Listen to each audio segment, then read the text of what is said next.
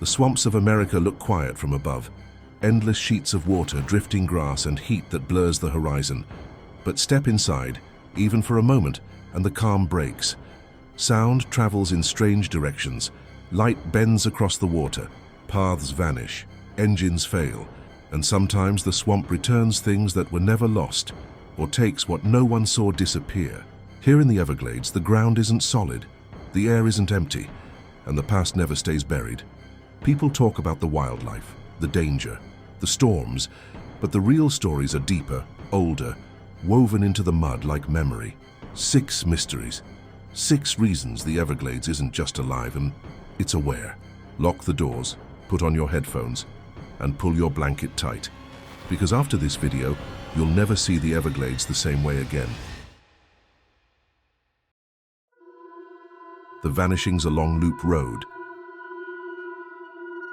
Loop Road looks like any forgotten strip of pavement cutting through the swamp. A narrow, cracked ribbon where the forest leans close enough to scrape paint off your doors.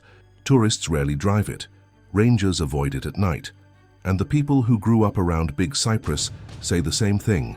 What disappears out here, stays out here. The earliest record goes back to the 1950s, when a fisherman's truck was found idling on the shoulder, with both doors open and the headlights pointing into an empty stretch of sawgrass. No footprints, no sign of struggle, just a half-smoked cigarette still burning in the ashtray. Deputies blamed bootleggers. Locals blamed the swamp. More disappearances followed, scattered across decades. Never enough to form a pattern on paper, but just enough that every ranger knows the stories. A hunter who walked off trail to relieve himself and never returned. A pair of teenagers whose car was found neatly parked, keys in the ignition, radio still tuned to a static-drenched station. A photographer whose backpack surfaced in a drainage ditch 30 miles from where he vanished. Each case had the same details. No tracks, no drag marks, no blood, no explanation. Just the road and silence. In 2008, a ranger named Harris logged something unusual. While patrolling near mile marker 13, he heard an engine revving deep in the mangroves. A low, struggling growl, as if a vehicle were fighting mud. But when he followed the sound, it didn't get louder. It moved, drifting sideways through the swamp, never closer, never farther, like a phantom replay of something long gone. He followed it for nearly half a mile before the sound snapped off mid-rev. No splash, no stall, just a sudden surgical silence. A month later, hikers found an abandoned Jeep half sunk in a slough. The interior was clean, too clean. No mold, no mud, no footprints. The engine block, however, was warm, though the vehicle had clearly been sitting there far longer than an hour. In 2011, the strangest case surfaced. A touring motorcyclist's helmet and gloves were found placed neatly on the yellow line of Loop Road, aligned perfectly, as if measured. His bike sat upright on the shoulder with the kickstand down and the keys resting on the seat. But the vegetation around it was undisturbed. No path leading in, no path leading out. Investigators noted something they later removed from the public report. The tire tracks behind the bike curved in a way that suggested the motorcycle wasn't ridden to that spot. It was set there. By 2016, internal ranger notes hinted at a theory no one said aloud. Loop Road wasn't just swallowing people. It was swallowing moments, picking up fragments of time and replaying them deep in the swamp. The engine sounds, the misplaced vehicles, the objects arranged as if handled carefully. One ranger put it like this: "It's like something out there remembers how people vanish and practices." Last year, a biologist driving the road after dusk reported seeing a set of headlights ahead of her. Bright, steady, unblinking. She slowed, expecting another vehicle. Instead, the lights lifted. Not upward, like a car cresting a hill, but vertically, rising straight into the trees before fading into the canopy, like embers dying in the wind. When she reached the spot, the road was empty, but her dashcam caught something she hadn't noticed. For 3 seconds after the lights vanished, her radio crackled with a low, pulsing hum, a frequency too regular to be static, too deliberate to be noise. The file exists. The Park Service locked it under equipment anomaly. People still disappear along Loop Road, fewer now, but strange enough that rangers patrol in pairs, and no one stops along the shoulder after dark. The swamp here doesn't just hide things, it rehearses how to take them, And as unnatural as the vanishings are, one detail unsettles researchers the most. The hum recorded on that dashcam matches another phenomenon deeper in the Everglades, because when the engine went silent on Loop Road, something else began to vibrate beneath the water. The Coral Castle vibration files. Most people know Coral Castle as a roadside oddity, giant limestone blocks carved and lifted by a single man, Edward Gladesmen, who claimed he used the secrets of magnetism. What most visitors don't know is that the strangest part of his story didn't happen inside Coral Castle at all, but in the swamp behind it. When Gladesmen was alive, neighbors reported hearing a low hum drifting through the mangroves late at night. Not the hum of machinery, something deeper, rounder, like a massive tuning fork buried underground. At the time, people blamed generators, construction, or imagination, but the hum didn't stop when Coral Castle was finished. It continued for decades, long after Gladesmen was gone. In 2003, a county technician calibrating seismic equipment near Homestead received a rhythmic vibration on his sensors, repeating at perfect 6-second intervals, too uniform to be natural. When he triangulated the source, he expected machinery. Instead, the readings pointed toward a flooded tract of sawgrass several miles into the Everglades. The technician filed the anomaly. The anomaly was ignored. 5 years later, a team of geology students mapped subterranean bedrock layers around Coral Castle for a research project. Their equipment picked up a phenomenon they described as a standing wave, a vibration reflecting back from a depth far deeper than the surrounding terrain should allow. When they checked historical data, they found an older record, a 1960s engineering report noting unexplained harmonic resonance beneath the same region. 3 unrelated instruments, 50 years apart. Same frequency, same location. In 2012, park rangers began reporting a strange experience during nighttime airboat patrols. When they passed through certain channels, their radios buzzed with a thick pulsing interference, not static but compression, like a heartbeat filtered through metal. Most dismissed it, until the recording surfaced. A ranger doing routine documentation accidentally captured 43 seconds of the hum during a patrol. The audio waveform showed a perfect, mathematically precise structure, as if something enormous and mechanical were running at a steady cycle. But deeper analysis revealed something worse. It wasn't mechanical. It was resonant, like sound shaped by a cavity, a hollow space large enough to vibrate at low frequency. When geologists reviewed the recording, one of them joked, "Either there's a massive cave under the Everglades, or something's down there humming back." But caves don't exist at that scale in Everglades limestone. And whatever produced that resonance wasn't weakening. It was getting stronger. In 2019, a private drone operator flying thermal imaging near the Homestead boundary captured a heat anomaly, a long, narrow band of warm earth stretching through the swamp, glowing faintly as if something beneath was generating energy. Days later, when he returned with better equipment, the warm band had shifted 30 feet southwest. Heat signatures do not migrate like animals. They stay fixed to the earth, unless the source itself is moving. Locals have their own stories. Fishermen talk about nights when the water trembles without wind. Airboat guides warn tourists not to stop in the hot pockets, shallow pools where the air feels heavy and the water vibrates as if stirred from below. And old Gladesmen say that Gladesmen didn't build Coral Castle with magic, but by copying something the swamp whispered to him, a frequency he tried to understand but never mastered. The county sealed the most recent vibration logs. The seismic technician who filed them transferred out of state. And the warm band beneath the swamp hasn't shown up on thermal imaging again, but the hum still appears, random, faint, drifting through the mangroves like a slow exhale from something buried too deep to see. And every time researchers record it, the frequency matches the same signature from the Loop Road dashcam hum, miles away. Because when the vibration rose beneath Homestead, the Everglades wasn't just echoing, it was responding. The lost camps of the Gladesmen.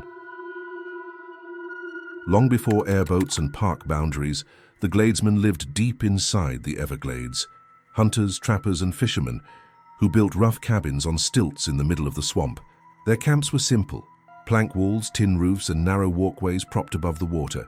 Every camp had a name, a story, and a fixed location on the hand-drawn maps passed from father to son, except some of those camps didn't stay where they were built. The first official record came from a 1954 survey, when state officers attempted to catalogue all known Gladesmen structures before new conservation policies went into effect. One cabin marked on multiple maps, Red Jack's Camp, was missing. The surveyors blamed the swamp, assuming rot or storms, but weeks later, a biologist tagging wading birds photographed a cabin nearly identical to Red Jack's, 15 miles from its original location. The swamp moves things, but it doesn't relocate entire buildings. In the 1970s, pilots flying low over Shark River Slough reported seeing stilt houses in places where no camp had ever been registered. When rangers arrived, the structures were gone, replaced by open marsh. One ranger said it felt like the swamp folded the place back in, but the strangest evidence came from Gladesmen themselves. Old hunters described waking at night to the sound of boards creaking outside their cabins, not footsteps, but the cabin settling, shifting. One man claimed that a corner post of his camp changed position overnight, leaving a visible mark where it used to sit. Another said that after a storm, the walkway leading to his door now pointed southeast instead of due east, as if the entire structure had rotated slightly. These were men known for hyper-observant survival skills. None were prone to embellishment. In the early 2000s, a paddle guide leading a tour group through a remote section of the Glades spotted a cabin that didn't appear on any modern map. The building was weathered, half collapsed and surrounded by water too deep for foot travel. When he returned with a ranger the next day, the clearing was empty. The ranger's only comment was, "Some places appear when they want to." But the most unnerving discovery happened in 2014. A hydrology research team running aerial laser scans captured a cluster of straight-line shapes, unmistakably man-made, in an area known for deep, treacherous mud. When the team hiked in days later, they found the rotted remains of pilings arranged in a rectangular pattern, but the exact same pilings had been recorded 5 miles west in a 1981 survey. Age analysis revealed the wood was the same age, the same type, and showed identical weathering patterns. It wasn't two different cabins. It was the same one, found twice. Structures don't migrate. Foundations don't lift and drift sideways through miles of thick swamp. But the Everglades is a place where soil, water, and vegetation shift like a living mosaic, where a wrong step can drop someone into a hidden channel that didn't exist yesterday. Some believe the camps aren't moving at all. The swamp is. That large sections of the Everglades slide, twist, and reform over decades, creating the illusion of wandering cabins. Others insist the Glades remember their builders and bring certain places back when someone who should see them is nearby. But to rangers working the interior, the phenomenon has a simpler explanation. Nothing in the Everglades stays fixed. Not the water, not the trees, not even the past. 3 months ago, a ranger on a long-range patrol photographed a stretch of sawgrass where a shadowed rectangular shape lay beneath the water, the outline of a building, roof and all, resting perfectly below the surface as if slowly sinking into memory.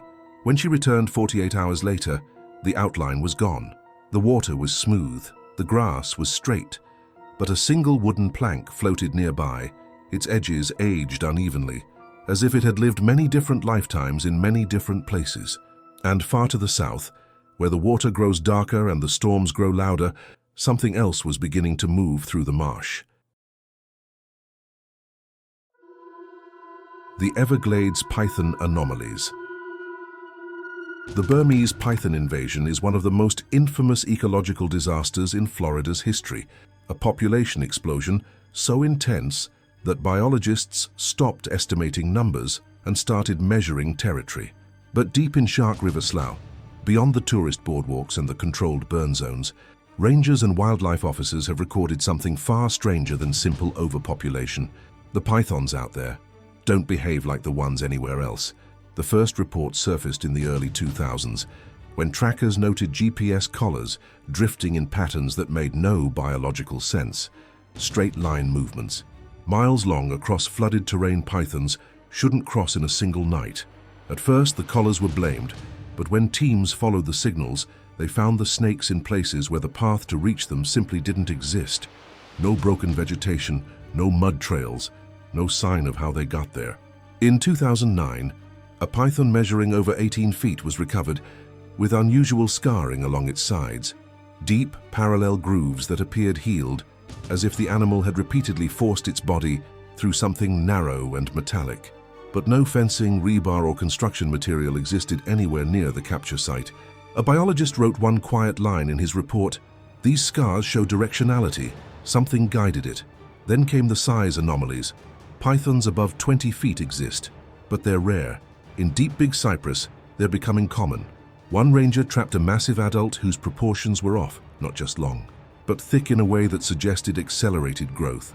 Inside, necropsy revealed a fully intact bobcat and the partial remains of another python, consumed whole. Cannibalism occurs in captivity. It is almost unheard of in the wild. But the most disturbing incident happened during the wet season of 2017. A research team monitoring python movements noticed a cluster of animals converging on a single remote hammock after a storm. The movement pattern was too coordinated, as if drawn by a beacon. When the team arrived by airboat, the hammock felt wrong, silent, heavy. In the clearing, they found 5 large pythons coiled in overlapping spirals, bodies partially submerged in warm mud-thick water. Pythons don't congregate like that. Not in that density, not in that formation. When one biologist tapped the ground to test vibration response, all 5 snakes lifted their heads in the exact same motion, turning not toward her, but toward a particular section of the water, as if listening for something below. Before the team could investigate further, the snakes dispersed, not slithering away, but slipping beneath the surface in perfect sequence, vanishing into channels too small to map.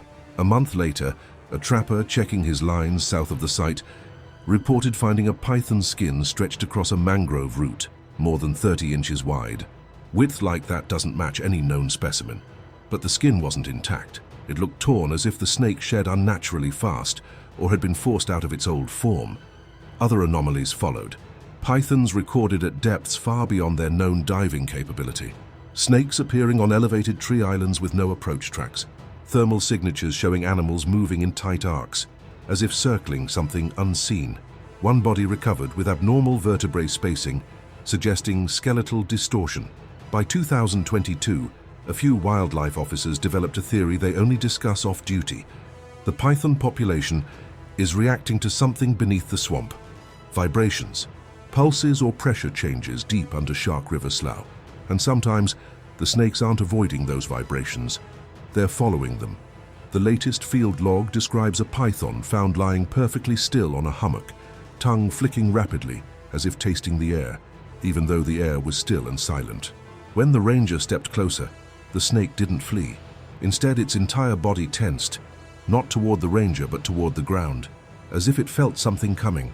Because whatever is shifting beneath the Everglades, the pythons sense it first, and they're already moving toward it. The broadcast signal with no source. Ranges in the Everglades are used to radio trouble. Heat, storms, humidity, and distance all interfere with communication. But the signal that began appearing in the interior marsh around 2011 wasn't interference. It was too regular, too deliberate. And worst of all, it didn't come from any device the Park Service owns. The first report came from 2 fire management officers traveling between water gauges. Their radios popped with a burst of static, followed by 3 short tones, perfectly spaced, identical in pitch, not matching any emergency code used in the region. When they tried to respond, their microphones clicked dead. The tones repeated exactly 7 minutes later, then again, then again. The officers logged the event, assuming a rogue transmitter.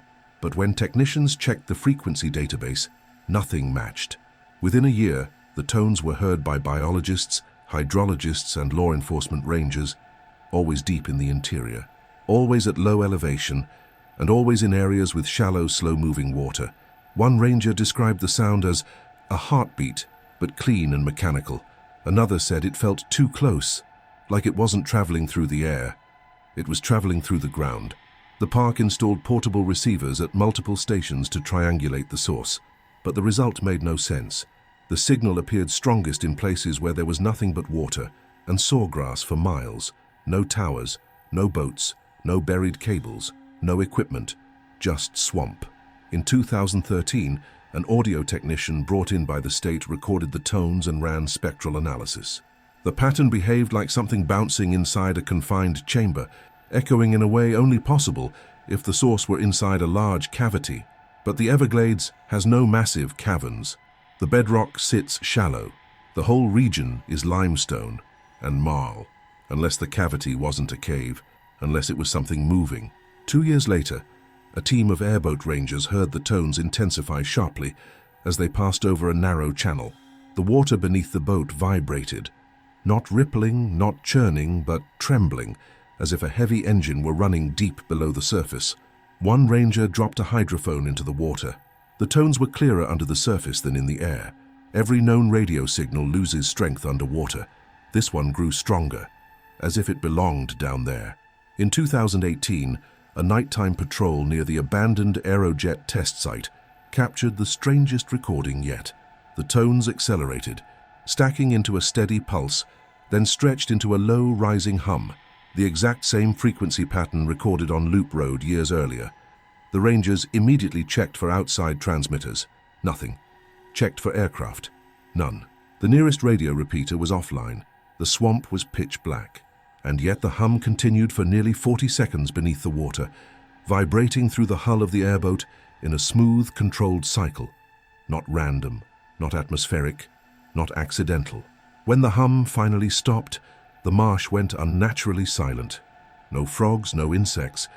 Even the wind seemed to pause. The audio file was sent to headquarters.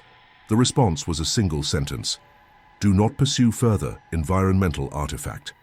After that, the recordings vanished from the shared database, but rangers kept hearing the pulses, and each year, the intervals between tone clusters grew shorter.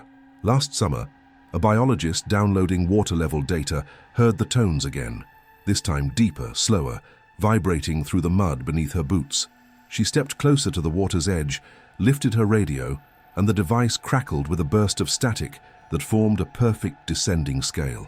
Not random, not noise, a reply.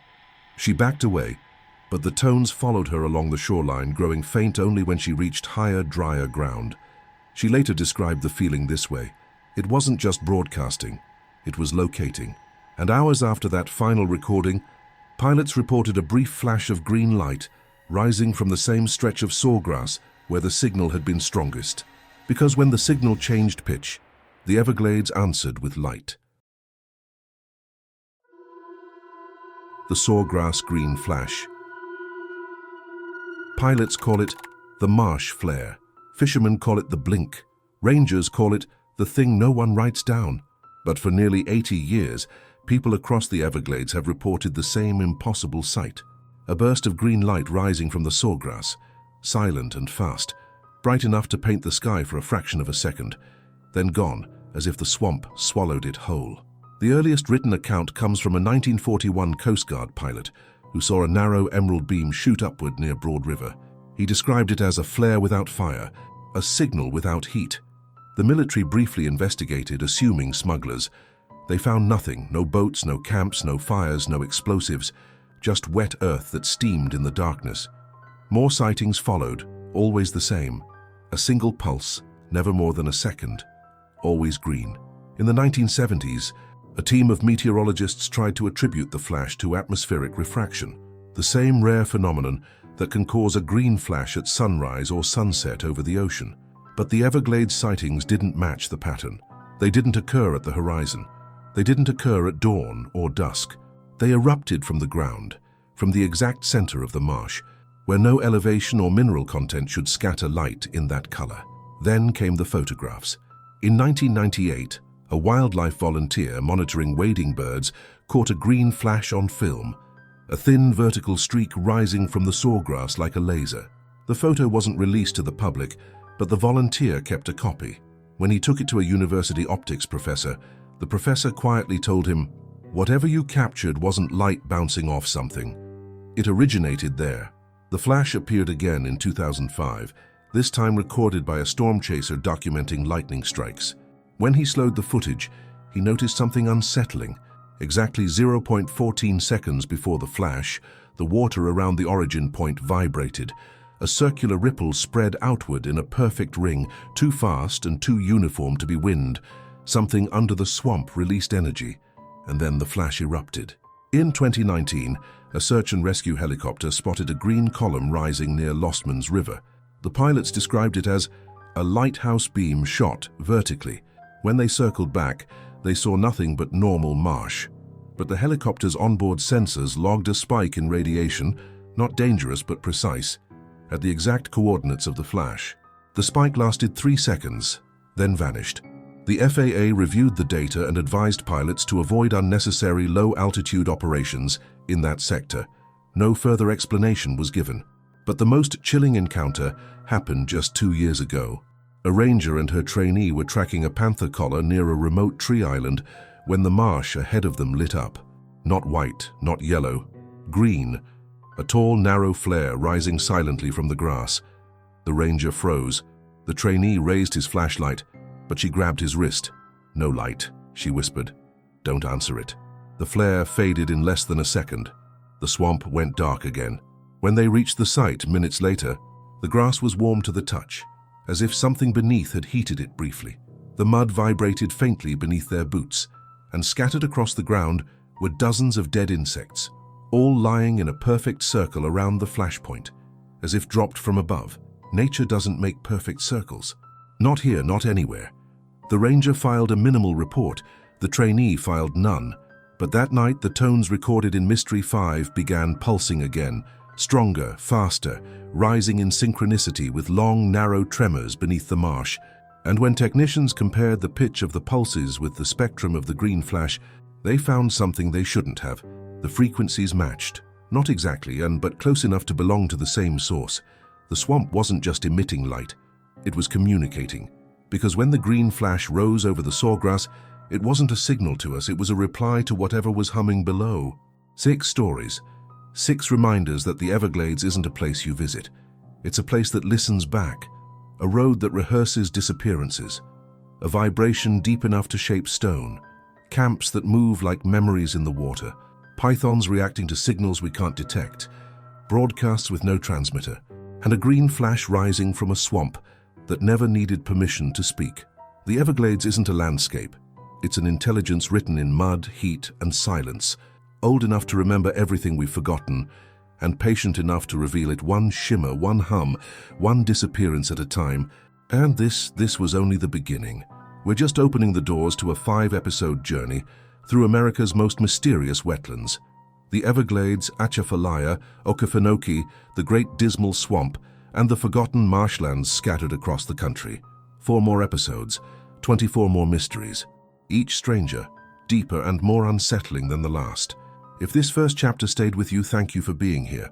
Leave a like if one of these stories held on to you, and tell me in the comments which swamp, region, or forgotten waterway you want us to explore next. Your voice guides this entire series. Because in the swamps of America, nothing sinks forever. Some things rise back up.